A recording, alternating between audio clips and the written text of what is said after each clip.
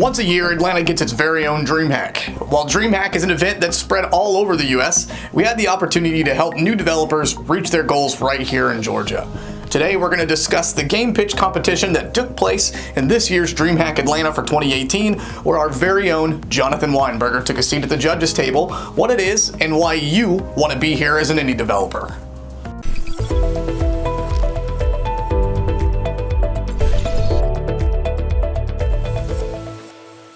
Hey everyone, it's Ryan here with GameDevHQ, and if you're new to our channel, come check us out for all things game development, from tutorials for Unity, the art pipeline, as well tips and insights from the industry. With that, let's take a look at today's first topic, which is, what is a game pitch competition? The opportunity to present your passion to thousands of people who've traveled all to one location in hopes to discover the next big title and play video games. The knowledge provided to you from professionals in various parts of the industry, an experience worth telling in your journey to become a game developer. These are only some of the reasons you should attend Dreamhack. For the developers who get invited, however, the experience is even more. The game pitch competition holds 2 rounds. The first round will take the select indie developers into a private discussion with the judges. It's here the judges will go over their pitch with the developer and help them critique the pitch and really focus on their presentation to industry expectations. The first round will break the developers down to only a top 5. With the remaining top 5 developers, they'll take the knowledge gained from round 1 and apply it to a final live demonstration of their pitch on stage in front of an audience here at Dreamhack. It's here they'll demonstrate the value of their projects in attempts to win the final hearts of the judges and the audience to take home the prize pool of $2,500. It's not just the prize pool that's important. As one of the select developers, your team will get a booth set up to display your game for potential players and tons of press at Dreamhack. The game, of course, will be promoted directly on the Dreamhack website and social platforms, so even more eyes will be on your game. Your game gets set up on their free play game library through Steam, so people using the LAN centers can pull up your project and play it during the event, as well getting a digital laurel in your specific genre to be added to the site titled Indie Playground Selection for you to look back at your list of achievements. With all those benefits of participating in the game pitch, it brings us to some of the awesome people behind the scenes who determine all of the results of the game pitch competition. To determine who makes it to the finals are judges such as Leah Knighton of Kerchunk Games, Jonathan Weinberger, of course, from GameDevHQ, Ron Williams from the Aurora Game Development Club, Stephen Johnston, founder of GameSkinny and GuildLaunch.com, helped break it down to the final 5. Even with all their experience in the industry, they still had a difficult time trying to determine the top projects, as all the entries reviewed deserved an opportunity. You can see a full list of the game developers beyond the top 5, as well as more information about the judges from the links in the description below. Once the top 5 were chosen, it was up to the 15 minutes of fame on the stage in front of a live audience and the judges to convince them that what they had was worth spot number 1 to take home the prize pool. So, what was the result of those top 5? Well, let's take a look. The first one on our list is a game by Bare Hand Studios called Seed. Let's get it. I got a question for y'all. All right. What do you get when you combine the skills of a farmer and the skills of Bruce Lee? Raise a hand. Raise a hand. Anybody? Anybody got a guess? You? You got a guess? You don't got a guess? Anybody? Hold on, we got one. Combat farming. Oh my gosh, she got it on. Man, she got cheat codes. She got cheat codes. The goal of Seed is to take the golem known as Seth and spread the world with the beauty of nature by planting seeds into the ground.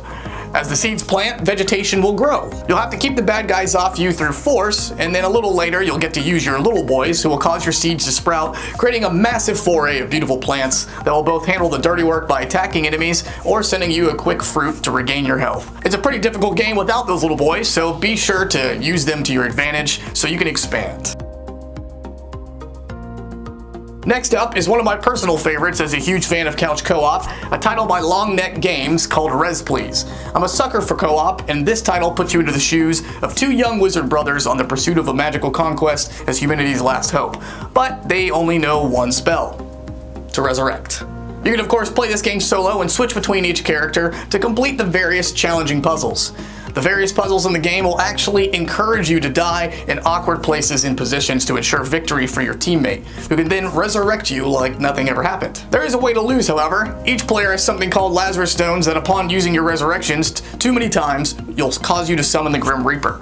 He'll then hunt you down and end your spellcasting days forever. D20 Studios founder was here speaking about the game's Summoner's Fate. His enthusiastic approach at his pitch is no laughing matter, as the game is rather intense. It's a hybrid of RTS and CCG deck building.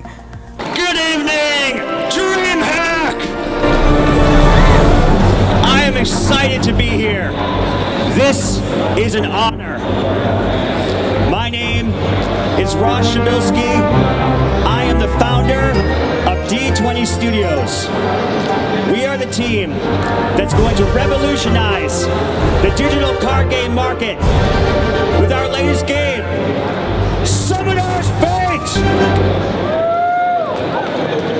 The game will of course come out on mobile devices, and that puts you into the shoes of a summoner, where you'll cast cards onto the battlefield, then control the individual units towards the enemy. In Summoner's Fate, you'll find creative ways to defeat your enemies, such as a druid who throws squirrels at your enemies and turns the squirrel into a giant hulking monster, hordes of skeletons, bloodthirsty orcs, and over 400 other cards that are expected to come out on the release of launch. The signature trait of the game is that the characters look up at you on selection, wanting for you to command them from the sky like a god.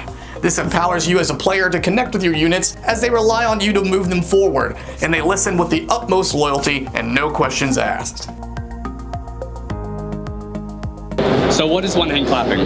In a sentence, one-hand clapping is a 2D puzzle platformer where you sing into a microphone to solve musical puzzles and discover the power of your voice to change the world.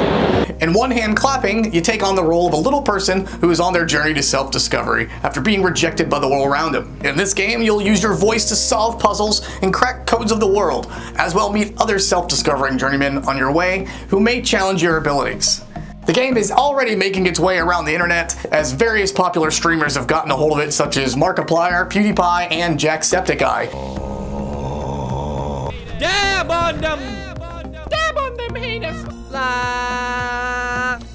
Thanks! Giving it a pretty strong foundation to start with. The unique singing mechanic actually encourages users to learn vocal control, and with no words being used, the language of the game is pretty much universal.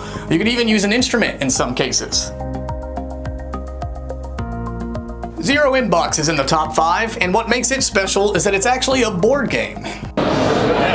So this is a party board game. It's meant to be pretty simple to pick up and play. It's a pretty basic roll and move style board game, and as you move around the board, you're trying to discard emails from your hand in order to get back to the refresh inbox square first before any of your coworkers can. The game is themed entirely around working in the corporate world, and if you've ever had an office job before, the game might trigger some nostalgia. As players go across the board in attempts to get rid of the message in their inbox, they will get stuck with cards that force them to do one-on-one meetings with their boss, which will hold them back, forwarding your emails to another player, and a reply all that sends everyone an email, making it even more difficult to get through your entire inbox. The game itself is entirely self-funded, and a wonderful art and flavor text on the cards based on actual emails you likely have seen in the workplace. You'll also have the chance to pick up action cards to make you look busy, which provides you the opportunity to kind of screw over your fellow coworkers. These were the top 5 chosen by our judges. Each of the 5 developers had 15 minutes to speak on the indie stage live in front of the entire event. You can see in the description below a link to each of the top 5 indie games. So, who do you think won? So without further ado, after much deliberation, a tiebreaker, your winner for the indie pitch competition is, can I get a drum roll please? One hand clapping!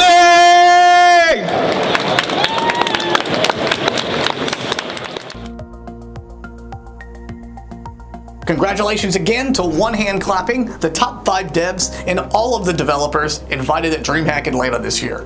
Every one of you has something special to offer the world, and we can't wait to see where it takes you. We hope you enjoyed learning more about Dreamhack's game pitch competition. Let us know in the comments which game you would have voted for. Thanks for watching, and if you want more game development news, tutorials, assets, and tips, be sure to subscribe to our channel to catch the next video every Monday, Wednesday, and Friday. Later, dudes. Hey everybody, just another special thank you real quick to our newest Plus and Professional members. Looks like Bill Riz, Quint721, Lucky Ducky 10. Well, it looks like Lucky is actually renewed, so thank you for that, Lucky. Decima Tech, Alec F, and 6. Thank you guys and all of the other supporters in the past. It's because of you guys we're able to continue doing what we love, and we thank you so much for that. We'll see you in the next video.